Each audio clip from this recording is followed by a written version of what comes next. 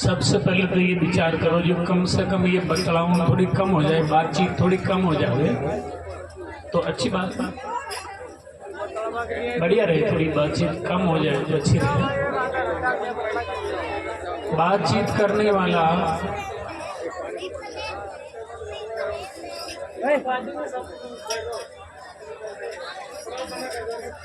अब इस 800 दिन तो 700 रुपया होगा तो शुरू करो। विश्वं दर्पण दृश्यमान नगरी तुल्यं निजान्तर्गतम्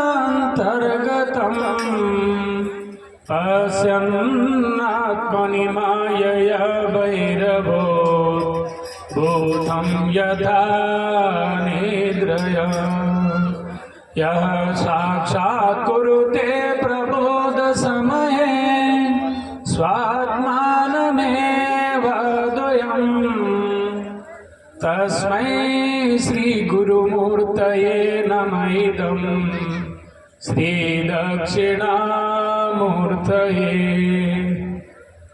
ओम शांति शांति शांति। अखंड सच्चिदानंद स्वरूप परमात्मा सारे ब्रह्मांड का एक पालक, उनके चरणों में कोटि कोटि प्रणाम। अन्य उपस्थित महापुरुष ये जीवों को संसार के दुख से छुड़वाने के लिए प्रयत्न करते हुए महापुरुष उस परम तत्व को बताने वाले ओम चंद्र जी महाराज, घनश्याम जी महाराज, अन्य हरिहरानंद जी महाराज और भी महापुरुष बैठे हैं, सबको नमन करता हुआ कल विषय हमारा चल रहा था क्या करें, इंद्र देव ने मना किया, बोला रुक जाओ, तो रुकना पड़ गया बीच में, क्या करें। तो कल विषय चल रहा था सुख चाहते हो क्या? ऊंचा करो, सुख कौन कौन चाहते हैं? सब चाहते हैं। शाबाश, बड़ी गजब की बात। तो सुख चाहते हैं तो जरूर मिलता है, पक्की बात है। मिलता है कि नहीं? अच्छा एक बात ये बताओ, सुख नित्य चाहते हो या अनित्य? नित्य चाहते हैं।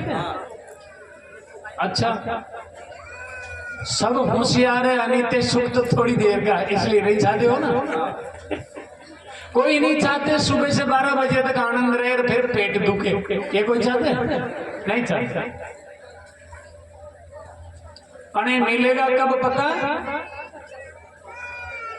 ये जब ही मिलेगा अनात्मा से वृत्ति टूट करके आत्माकार हो जाएगी। क्यों? आत्मा का नहीं तो जन्म होता है ना मृत्यु होती है। आप दुखी क्यों हो? अनात्मा मान लिया अपने आप को, और अनात्मा का धर्म है मिटना और बिगड़ना। अब अनात्मा का धर्मों ने आपको पकड़ लिए, इसलिए दुखी हो। आपका विनाश किसी से भी नहीं हो सकता, पर आप ये मान लिए कि हम तो मरने वाले हैं, शायद हम बूढ़े हो रहे हैं। ये धर्म किसका है? ये अनात्मा का धर्म है। हम बूढ़े हो रहे हैं, हम बीमार हो रहे हैं, हमारा जीवन धीरे धीरे समाप्त हो रहा है। तो ये क्या है? ये पड़ोसी में आपने अपना आप का अध्ययन कर लिया। ये शरीर है ना, ये शरीर आप नहीं हो। आप शरीर के दृष्टा साक्षी, शरीर से भिन्न हो ये जानना। और जब तक शरीर से अलग नहीं मानोगे तब तक दुख से छूट नहीं सकते हो। ये गारंटी है, पक्की बात ये है। आपने आत्मा और अनात्मा का एकत्र अध्यास करके ये मान लिया कि बस ये नहीं है। तो ये जब छूट जाएगा उसी समय आप सुखी हो जाओगे। अब यही प्रयत्न करना है कि अनात्मा से तादात्म्य टूट करके आत्मा में हो जावे, यही प्रयत्न करना है। अब ये कैसे होगा? केवल एक ही साधन है, ज्ञाना ना मुक्ति। केवल ज्ञान से ही होता है और से नहीं। केवल उपनिषद में एक श्रुति आई है, वेद मंत्र, अमृत तत्व की प्राप्ति किससे होती है, वहां प्रश्न किया गया। तो पहला बता दिया, ना धनेना, धन से नहीं, धनेना, पढ़े लिखे बहुत है, धनेना ये तृतीय विभक्ति होती है, धन से नहीं। ना कर्मणा, एक कर्मन प्रातिपदिक होती है और तृतीय बनता है कर्मणा। ना कर्म से, अरे ना प्रजया, प्रजया का अर्थ होता पुत्र से, पुत्र से। ये तीनों तृतीय विभक्ति होती है, ये तीनों से निषेध कर दिया। धन से अमर तत्व की प्राप्ति नहीं, पुत्र आदि से भी नहीं और कर्म से भी नहीं, ये बता दिया। तो फिर होगी किससे, ये तो बताओ। सबको साफ कर दिया, ये तीनों में तो सब आ गया। होगी किससे अमर तत्व की प्राप्ति, ये तो बताओ। त्यागेन एक, त्यागेन एव अमृतत्वम याति, ये अध्ययन कर लेना। केवल त्याग से ही अमृतत्व की प्राप्ति होती है और से नहीं। एक केवली उपनिषद की श्रुति है। हाँ, किसका त्याग करोगे, किसका त्याग करोगे पता? अभी महाराज जी बोल रहे थे, छांदोग्य उपनिषद में आया, श्रुति माता कहती है, वित्तेष्णं च लोकेष्णं च पुत्रेष्णं च वित्थाय भिक्षाम चर्यं चरन्ति। अरे पुत्रेष्णा का त्याग करो, धनेष्णा का त्याग करो, लोकेष्णा का त्याग करो। क्यों? ये किस लिए छिपा हुआ है पता है आपको? ये शरीर में तादात्म्य मान करके इस संसार में मेरा मान होवे, मान। ये कब होगा? बहुत सारे इकट्ठा धन हो जाएगा तो ये दुनिया मानेगी वाह। और ये तो है ही पूजा। और एक और है पुत्रेष्णा, पुत्र चाहते हैं क्या कोई? सन्यासियों काय के लिए पुत्र, ये तो नहीं चाहते ना, माने ये भी चाहते हैं। हाँ, ऐसा नहीं छोड़ती है। अरे एक उत्तराधिकारी तो ऐसा होना चाहिए, चाहते हैं। लोकेशना भी चाहते हैं, लोक में वाह जी। हाँ, पुत्र की इच्छा है। अरे वित्त की इच्छा क्यों है? वित्त कहते हैं धन को संस्कृत में, वित्त, वित्त की इच्छा अक धन से होती है पूजा। यूं चोर दौड़ते नहीं, वाह वाह, दो तीन चांदी का चत्तर लेके खड़े रहते हैं, दो चार चांदी का चोर दौड़ते हैं। अरे इससे मोक्ष नहीं होने वाली। और वेद भगवान कहते हैं ये नहीं, ये सुख का साधन नहीं, ये दुख का साधन है। क्यों? धनियों को पूछ लो, चौथ तरफ चौकीदार रख दे, धनवान होते हैं, चौथ तरफ चौकीदार रख दे, कोई ना आ जावे, कोई ना आ जावे, ये सुख का साधन नहीं है। तो फिर क्या करना? सबसे पहले कल वाला प्रकरण पर आ जाओ। अब संसार को पहले मिथ्या सिद्ध करो, मिथ्या सिद्ध कर देने के बाद उसको प्राप्त करने के लिए मन की दौड़ खत्म हो जाती है। संसार झूठ सिद्ध हुआ और उसको प्राप्त करने के लिए कोई नहीं भागता। जिसको ये पता चल जाए कि ये गाय है ना, ये पत्थर की है, ये 7 जन्म में भी दूध नहीं दे सकती है, कौन बाल्टी लेकर के बैठेगा उसके नीचे? कोई बैठेगा? आपको अखबार में छपी हुई जलेबी दिख जाती है, किसका मन जाता है खाने के लिए? अरे कि थोड़ी सी खा ले, क्यों नहीं जाता बताओ? सब होशियार हो कि ये झूठ है, मिथ्या है। अरे केवल चित्र है, वास्तु में नहीं है। समझ में आती है? इसी प्रकार ये पूरा संसार को मिथ्या समझ ले तो फिर इसको प्राप्त करने के लिए किसी का भी मन लालायित नहीं होता। और जब तक संसार मिथ्या सिद्ध नहीं होता, जब तक अंदर से इच्छा की निवृत्ति नहीं हो सकती, ये गारंटी है। तो संसार को क्या सिद्ध करना है? संसार को मिथ्या सिद्ध करना है, पर युक्ति से करना है। युक्ति से करना, प्रत्यक्ष दिखा देना कि तुम जिसको मान रहे हो वो नहीं है। तो कल प्रकरण चल रहा था, संसार भिन्न है या अभिन्न है, या सत है या असत है, या सांग है या अनंग है। 6 विशेषण दिया था मैंने कल। संसार सत नहीं है। क्यों नहीं है? अब ज्ञान काल में ब्रह्म का ज्ञान हो जाएगा ना, उस काल में संसार का बाद हो जाएगा। बोला कैसे? कोई दृष्टांत बताओ। अब जिस टाइम पर आपको रज्जु में सर्प की प्रतीति होती है, कब? जब आप रज्जु को नहीं जानते हो तब सर्प की प्रतीति होती है। जिस काल में आप जेवड़ी को जान लोगे तो वो जो सांप प्रतीत होता था, उसी काल में उसका बाद हो जाता है। अरे के रसी, ये कहाँ है सर्प? बाद हो जाता। इसी प्रकार जिस काल में आप इस जगत का अधिष्ठान ब्रह्म है, उसको जिस काल में जान जाओगे, उसी काल में इस जगत का बाद हो जाएगा। क्यों? अक रसी के सर्प में और जगत में बिल्कुल भी भिन्नता नहीं है, एक ही है ये। तो जगत सत्य नहीं है। क्यों नहीं है? अक जगत का बाद होता है। ये वेदांत का थोड़ा सा विषय तो कठिन है, आप लोगों को थोड़ा कठिन लगेगा, पर मेहनत करो, इसी से ही भला होगा। खाली कहानियों से नहीं, खाली हंसने से नहीं। हंसने लोटपोट हो गए पेट भर जाता है नहीं। तो मेहनत करो, इस पर थोड़ी सी मेहनत करो। तो कोई बात नहीं, जगत सत्य नहीं है तो इसका मतलब उल्टा करो, असत होगा। सत्य नहीं तो पक्का असत कहना पड़ेगा नहीं। वो कहते असत भी नहीं। बोला क्यों नहीं? बताओ। ये जगत असत भी नहीं, क्यों नहीं है? बताओ, युक्ति बताना पड़ेगा ना। जगत असत नहीं, क्यों नहीं है? अक जगत इसलिए सत्य नहीं, असत नहीं है, अक असत की प्रतीति तीनों कालों में होती नहीं। असत की प्रतीति कभी भी नहीं होती है। बोला दृष्टांत बताओ, कौन है वो ऐसा जिसकी प्रतीति नहीं होती है? असत क्या चीज है उसको बताओ। दृष्टांत के बिना समझ में नहीं आती है बात।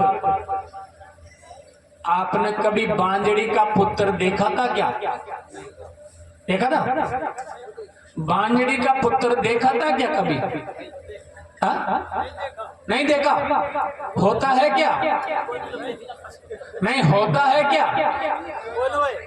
अरे होता भी नहीं और दिखता भी नहीं। समझ भाई? असत का मतलब होता है न तो दिखता है और न होता ही है। अब इसमें अंतर है। जगत दिखता है मगर होता नहीं, तो असत नहीं। असत वो होता है जो न तो दिखता है और न होता है। ये अंतर असत से विलक्षण है जगत। असत वो होता है जो न तो होता है और न दिखता। कौन है ऐसा बताओ? खरगोश के सींग देखे क्या आपने कभी? खरगोश के सींग देखे? नहीं देखे ना? होता है क्या? नहीं होता। अच्छा कोई बात नहीं। चूहा का सींग देखा था क्या कभी? चूहा का सींग देखे? होता भी नहीं, दिखता भी नहीं। तो ये है असत का दृष्टांत। इसी प्रकार जगत नहीं। क्यों नहीं है जगत उसकी तरह? अगर जगत सामने प्रतीत हो रहा है, असत होता तो प्रतीत नहीं होता, ये है कारण। अगर आप जगत को असत नहीं कह सकते हो, क्यों? अब जगत सामने प्रतीत हो रहा है, इसलिए असत नहीं है। और सत्य है क्या? नहीं, सत्य भी नहीं है। क्यों नहीं है? अब ज्ञान काल में जगत का बाद हो जाता है, इसलिए असत नहीं। सत्य भी नहीं है। क्यों नहीं है? अब सत्य वो होता है सॉरी असत भी नहीं। क्यों नहीं असत, क्यों नहीं? प्रतीत होता, असत की कभी प्रतीति नहीं होती है। खरगोश का सींग होता भी नहीं और दिखता भी नहीं, चूहा का सींग होता भी नहीं और दिखता भी नहीं, और आदमी का सींग होता भी नहीं और दिखता भी नहीं। समझ में आई बात? पर ये जगत ऐसा नहीं है। कैसा? ये जगत दिखता भी है और है नहीं, इसलिए असत से विलक्षण है ये। समझ में आती है बात? थोड़ी कठिन है। सत्य नहीं क्यों? ज्ञान काल में बाद होता है। असत नहीं क्यों? अब प्रतीति होती है। असत की प्रतीति नहीं होती है, पर ये जगत असत नहीं है, इसका प्रतीति होती है, इसलिए ये असत नहीं। तो फिर क्या है? क्या कहोगे इसको? सत्य नहीं, असत नहीं, और ब्रह्म से भिन्न भी नहीं। क्यों नहीं ब्रह्म से भिन्न? कोई युक्ति है आपके पास? ब्रह्म से भिन्न क्यों नहीं?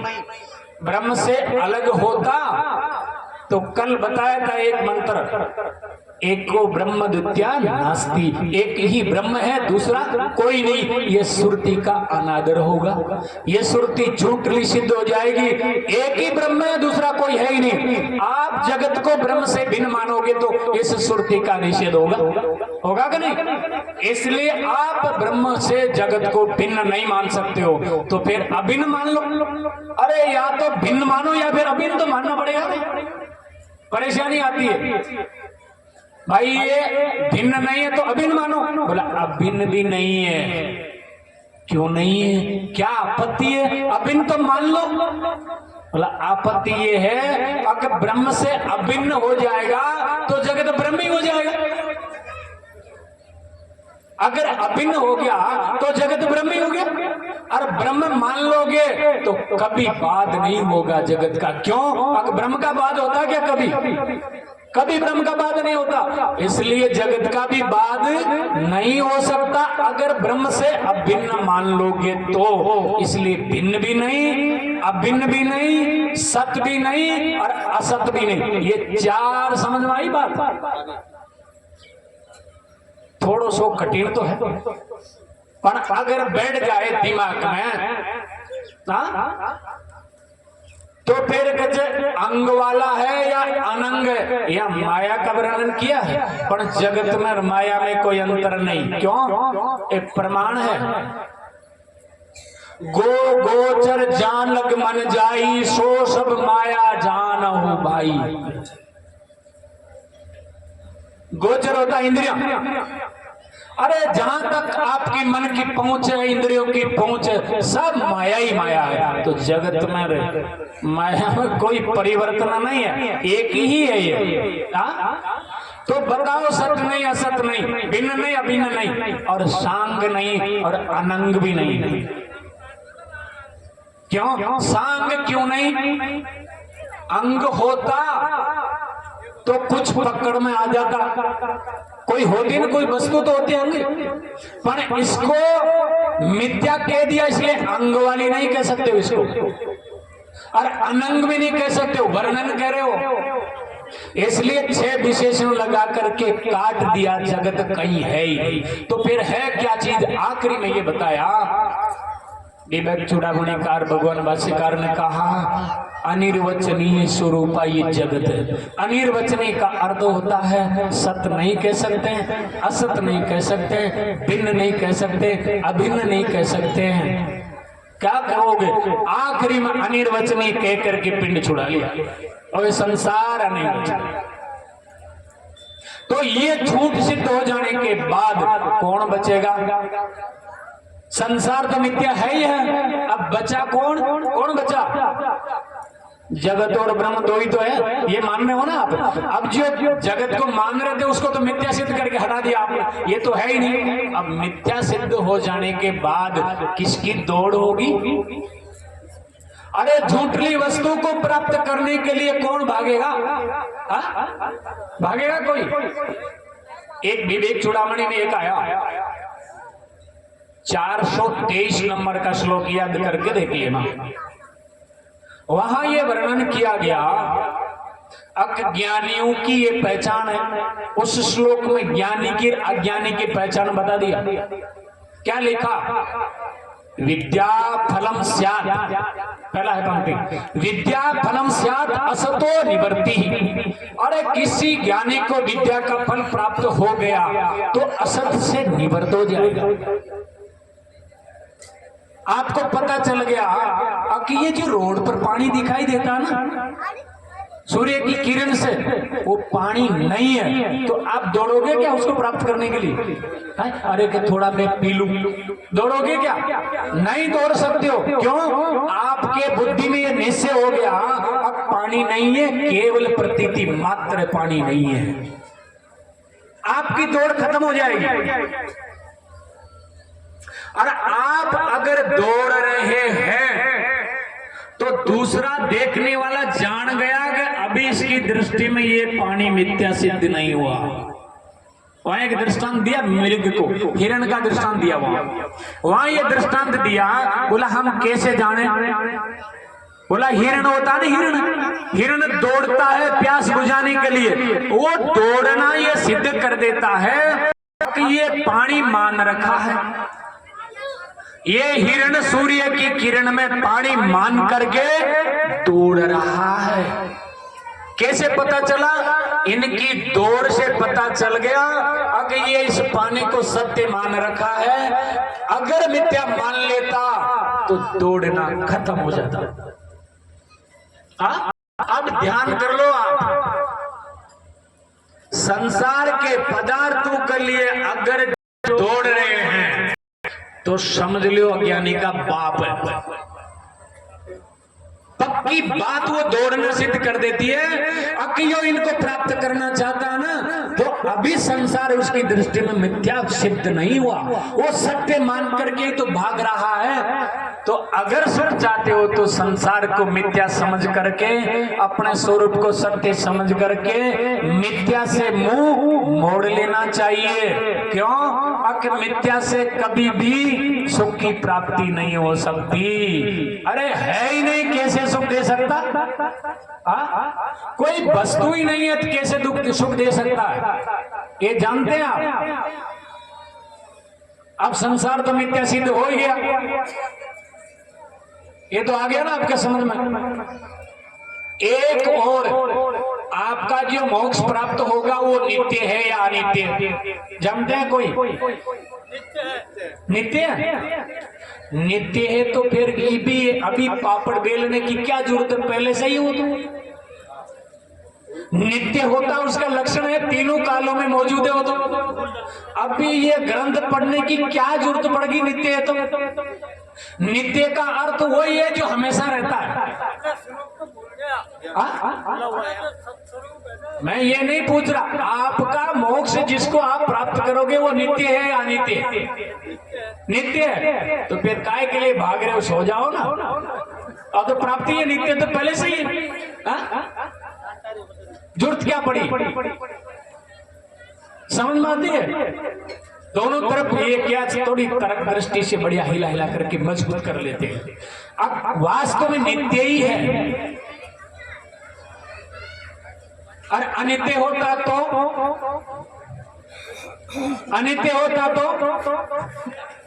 अनित्य को तो एक भी नहीं चाहते। अभी पहले मना कर दिए थे ना, कौन सा सुख चाहते? नित्य। अनित्य का नाम से एक भी उच्चारण नहीं किया आप लोगों में से। तो नित्य सुख चाहते हो, वास्तव में मोक्ष नित्य स्वरूप ही है।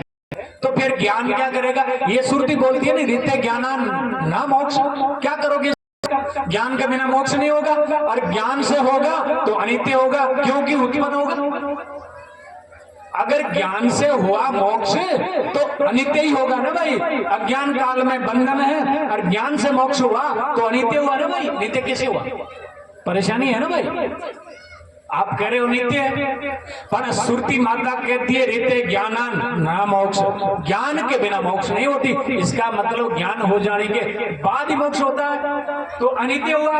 अज्ञान अवस्था मोक्ष नहीं, अज्ञान अवस्था हुआ तो एक काल में है, एक काल में नहीं है। इसका मतलब अनित्य हुआ ना। लेकिन ऐसा अर्थ नहीं है। ज्ञान केवल इतना काम करता है, उस चेतन को केवल अनावृत कर देता है, उसके ऊपर आवरण छाया हुआ है, उस पर्दे को अलग कर देता है। बात इतनी ही है। एक छोटा दृष्टांत देता हूं आपको, छोटा। कमरे में जैसे अंधकार है ना, अंधकार कमरे में, और 8-10 वस्तु पड़ी हुई है, उसमें पड़ी हुई 8-10 वस्तु, और उसमें अंधकार है, वो वस्तु आपको नहीं दिख रही ना, तो आप क्या करोगे? लाइट जलाओगे।